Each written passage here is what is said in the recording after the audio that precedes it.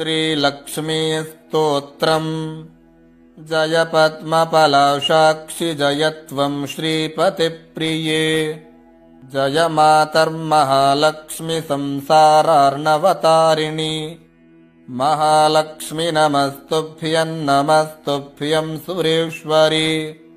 हरिप्रिये नमस्तुभ्यं नमस्तुभ्यं दयानिधे। पद्मालये नमस्तुभ्यं नमस्तुभ्यं च सर्वदे। सर्वभूतहितार्थाय वसुवृष्टिं सदा कुरु। जगन्मातर्नमस्तुभ्यं नमस्तुभ्यं दयानिधे।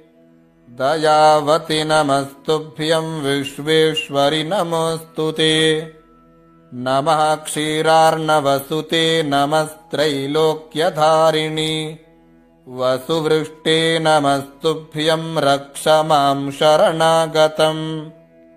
रक्ष त्वं देवदेवेषु देवदेवस्य वल्लभे। दारिद्र्यात्राहि मां लक्ष्मीकृपां कुरु ममोपरि। नमस्त्रैलोक्यजननि नमस्त्रैलोक्यपावनि। ब्रह्मादयो नमन्ते त्वां जगदानन्ददायिनि। विष्णुप्रिये नमस्तुभ्यं नमस्तुभ्यं जगद्धिते। आर्तिहन्त्रि नमस्तुभ्यं समृद्धिं कुरु मे सदा।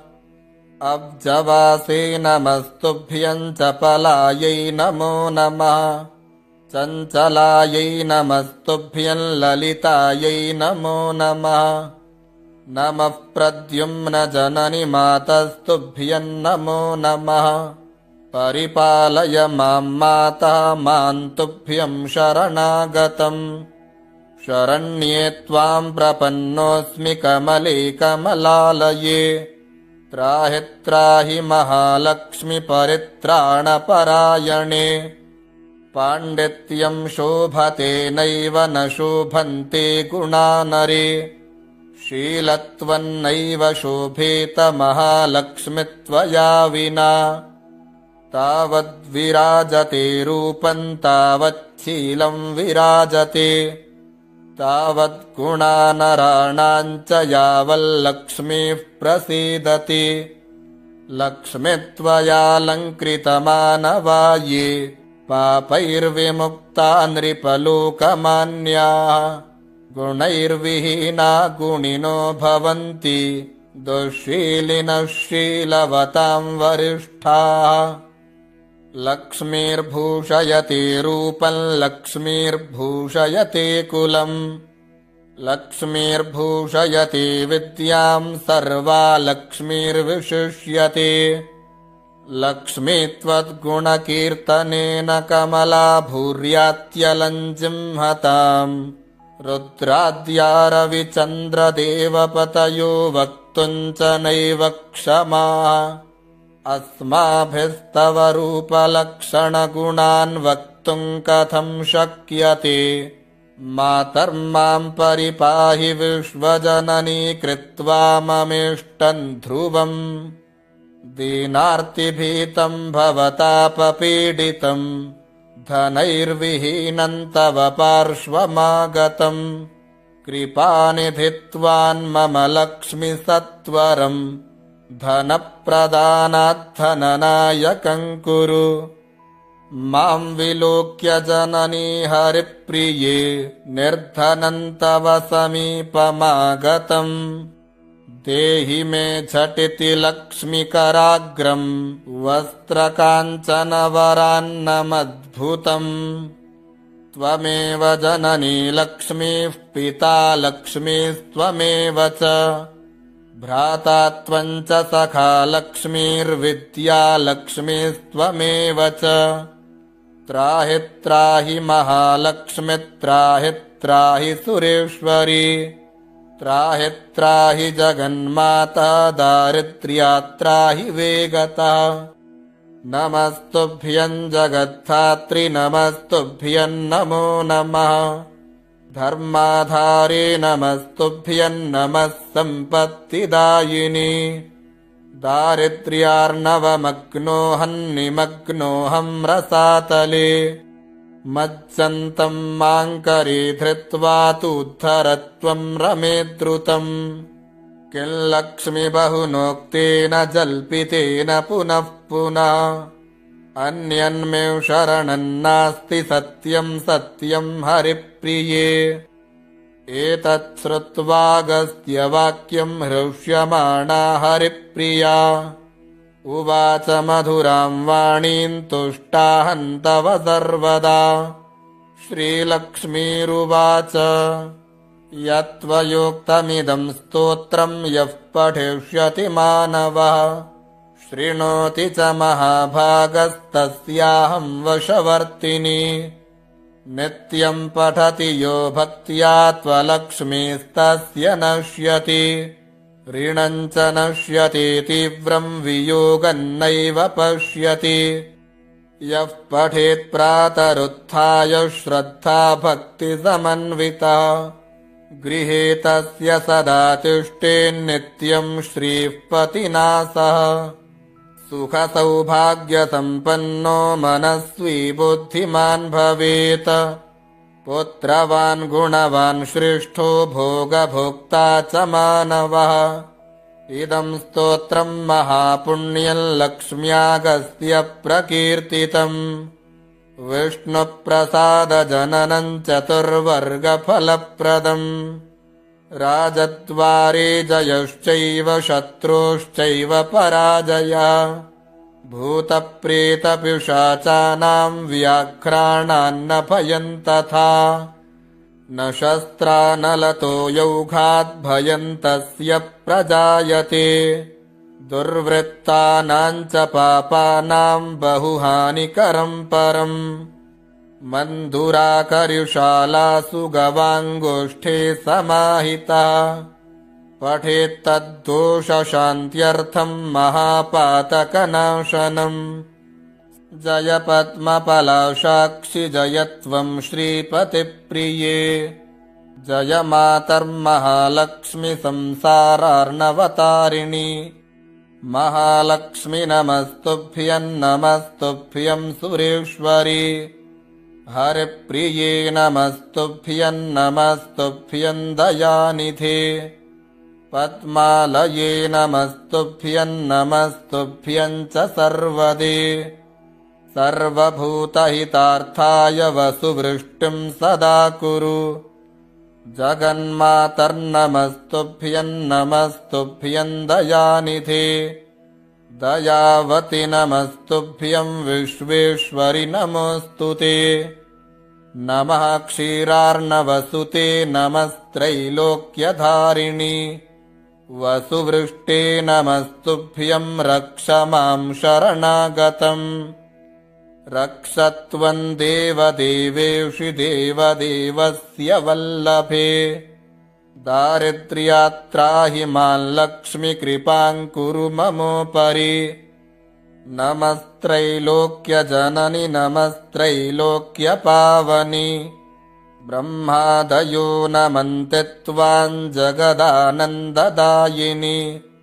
विष्णुप्रिये नमस्तुभ्यं नमस्तुभ्यं जगद्धिते आर्तिहन्त्रि नमस्तुभ्यं समृद्धिं कुरु मे सदा अब्जवासे नमस्तुभ्यं चपलायै नमो नमः चञ्चलायै नमस्तुभ्यं ललितायै नमो नमः नमः प्रद्युम्नजननि मातस्तुभ्यं नमो नमः परिपालय मां माता मां तुभ्यं शरणागतम् शरण्ये त्वां प्रपन्नोऽस्मि कमले कमलालये त्राहि त्राहि महालक्ष्मि परित्राणपरायणे पाण्डित्यं शोभते नैव न शोभन्ते गुणा नरे शीलत्वं नैव शोभेत महालक्ष्मि त्वया विना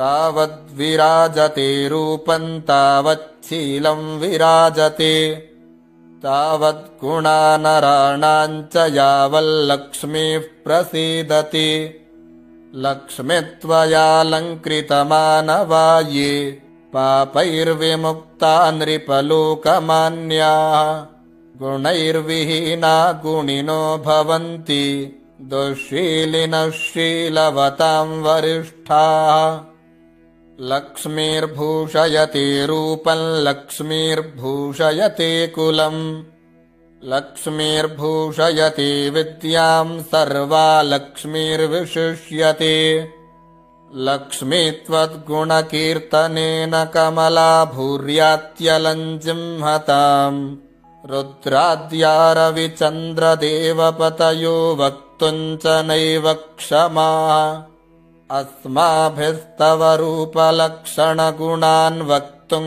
कथं शक्यते मातर्मां परिपाहि विश्वजननी कृत्वा ममेष्टं ध्रुवम् दीनार्तिभीतं भवतापपीडितं धनैर्विहीनं तव पार्श्वमागतं कृपानिधित्वान् मम लक्ष्मि सत्वरं धनप्रदानाद्धननायकं कुरु मां विलोक्य जननी हरिप्रिये निर्धनं तव समीपमागतम् देहि मे झटिति लक्ष्मीकराग्रम् वस्त्रकाञ्चनवरान्नमद्भुतम् त्वमेव जननी लक्ष्मीः पिता लक्ष्मीस्त्वमेव च भ्राता त्वं च सखा लक्ष्मीर्विद्या लक्ष्मीस्त्वमेव च त्राहि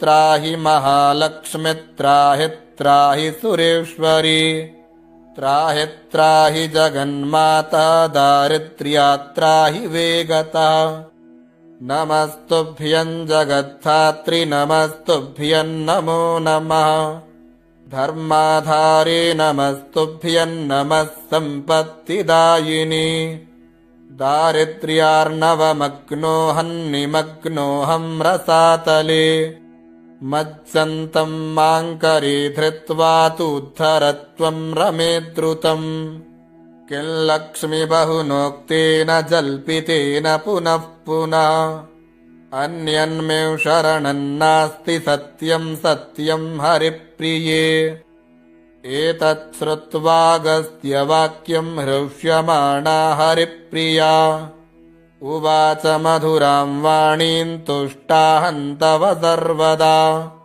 श्रीलक्ष्मीरुवाच यत्त्वयोक्तमिदं स्तोत्रं यः पठिष्यति मानवः शृणोति च महाभागस्तस्याहं वशवर्तिनी नित्यं पठति यो भक्त्या त्वलक्ष्मीस्तस्य नश्यति ऋणं च नश्यति तीव्रं वियोगं नैव पश्यति यः पठेत् प्रातरुत्थाय श्रद्धा भक्तिसमन्विता गृहे तस्य सदा तिष्ठेन्नित्यं श्रीः पतिना सह सुखसौभाग्यसम्पन्नो मनस्वी बुद्धिमान् भवेत् पुत्रवान् गुणवान् श्रेष्ठो भोगभोक्ता च मानवः इदं स्तोत्रं महापुण्यं लक्ष्म्यागस्य प्रकीर्तितम्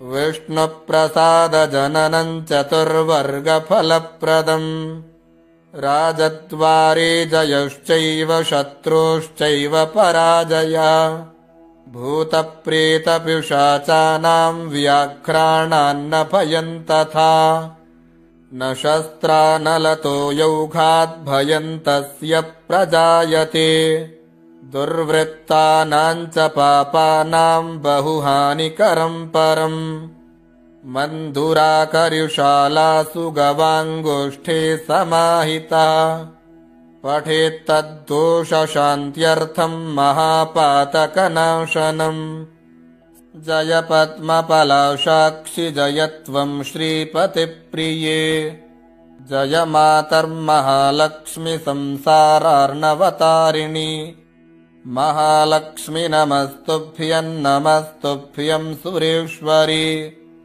हरिप्रिये नमस्तुभ्यं दयानिधे पद्मालये नमस्तुभ्यं नमस्तुभ्यं च सर्वदे सर्वभूतहितार्थाय वसुवृष्टिं सदा कुरु जगन्मातर्नमस्तुभ्यं नमस्तुभ्यं दयानिधे दयावति नमस्तुभ्यं विश्वेश्वरि नमोऽस्तुते नमः क्षीरार्णवसुते नमस्त्रैलोक्यधारिणि वसुवृष्टे नमस्तुभ्यं रक्ष मां शरणागतम् रक्षत्वं देवदेवेषु देवदेवस्य वल्लभे दारिद्र्यात्राहि मां लक्ष्मीकृपां कुरु ममोपरि नमस्त्रैलोक्यजननि नमस्त्रैलोक्यपावनि ब्रह्मादयो नमन्ते त्वां जगदानन्ददायिनि विष्णुप्रिये नमस्तुभ्यं नमस्तुभ्यं जगद्धिते आर्तिहन्त्रि नमस्तुभ्यं समृद्धिं कुरु मे सदा अब्जवासे नमस्तुभ्यं चपलायै नमो नमः चञ्चलायै नमस्तुभ्यं ललितायै नमो नमः नमः प्रद्युम्नजननि मातस्तुभ्यं नमो नमः परिपालय मां माता मां तुभ्यं शरणागतम् शरण्ये त्वां प्रपन्नोऽस्मि कमले कमलालये त्राहि त्राहि महालक्ष्मि परित्राणपरायणे पाण्डित्यं शोभते नैव न शोभन्ते गुणा नरे शीलत्वन्नैव शोभेत महालक्ष्मि त्वया विना तावद्विराजते रूपं तावच्छीलं विराजते तावद्गुणानराणां च यावल्लक्ष्मीः प्रसीदति लक्ष्मी त्वयालङ्कृतमानवा ये पापैर्विमुक्ता नृपलोकमान्याः गुणैर्विहीना गुणिनो भवन्ति दुःशीलिनः शीलवतां वरिष्ठाः लक्ष्मीर्भूषयते रूपं लक्ष्मीर्भूषयते कुलम् लक्ष्मीर्भूषयते विद्यां सर्वा लक्ष्मीर्विशिष्यते लक्ष्मी त्वद्गुणकीर्तनेन कमला भूर्यात्यलं जिह्मताम् रुद्राद्या रविचन्द्रदेवपतयो वक्तुं च नैव क्षमाः अस्माभिस्तव रूपलक्षणगुणान् वक्तुं कथं शक्यते मातर्मां परिपाहि विश्वजननी कृत्वा ममेष्टं ध्रुवम् दीनार्तिभीतं भवतापपीडितं धनैर्विहीनं तव पार्श्वमागतम् कृपानिधि त्वान् मम लक्ष्मि सत्वरम् धनप्रदानाद्धननायकं कुरु मां विलोक्य जननी हरिप्रिये निर्धनं तव समीपमागतम् देहि मे झटिति लक्ष्मीकराग्रं वस्त्रकाञ्चनवरान्नमद्भुतम् त्वमेव जननी लक्ष्मीः पिता लक्ष्मीस्त्वमेव च भ्राता त्वं च सखा लक्ष्मीर्विद्या लक्ष्मीस्त्वमेव च त्राहि त्राहि महालक्ष्मि त्राहि त्राहि सुरेश्वरी त्राहि त्राहि जगन्माता दारिद्र्यात्राहि वेगता नमस्तुभ्यं जगद्धात्री नमस्तुभ्यं नमो नमः धर्माधारे नमस्तुभ्यं नमः सम्पत्तिदायिनि दारिद्र्यार्णवमग्नोऽहं निमग्नोऽहं रसातले मज्जन्तं मां करे धृत्वा तूद्धरत्वं रमे द्रुतम् किं लक्ष्मी बहुनोक्तेन जल्पितेन पुनः पुनः अन्यन्मे शरणं नास्ति सत्यं सत्यं हरिप्रिये एतत् श्रुत्वागस्त्यवाक्यं हृष्यमाणा हरिप्रिया उवाच मधुरां वाणीं तुष्टाहं तव सर्वदा। श्रीलक्ष्मीरुवाच यत्त्वयोक्तमिदं स्तोत्रं यः पठिष्यति मानवः शृणोति च महाभागस्तस्याहं वशवर्तिनी। नित्यं पठति यो भक्त्या त्वलक्ष्मीस्तस्य नश्यति ऋणं च नश्यति तीव्रं वियोगं नैव पश्यति। यः पठेत् प्रातरुत्थाय श्रद्धा भक्तिसमन्विता गृहे तस्य सदा तिष्ठेन्नित्यं श्रीः पतिना सह। सुखसौभाग्यसम्पन्नो मनस्वी बुद्धिमान् भवेत् पुत्रवान् गुणवान् श्रेष्ठो भोगभोक्ता च मानवः। इदं स्तोत्रं महापुण्यं लक्ष्म्यागस्य प्रकीर्तितम् विष्णुप्रसादजननं चतुर्वर्गफलप्रदम्। राजद्वारे जयश्चैव शत्रुश्चैव पराजया भूतप्रेतपिशाचानां व्याघ्राणान्न भयं तथा न शस्त्रा न लतो यौघात् भयं तस्य प्रजायते। दुर्वृत्तानां च पापानां बहुहानिकरं परम् मन्धुराकर्युशालासु गवाङ्गोष्ठे समाहिता पठेत्तद्दोषशान्त्यर्थं महापातकनाशनम् सर्वसौख्यकरं नृणामायुरारोग्यदं तथा। अगस्त्यमुनिना प्रोक्तं प्रजानां हितकाम्यया इत्यगस्त्यविरचितं श्रीलक्ष्मीस्तोत्रम्।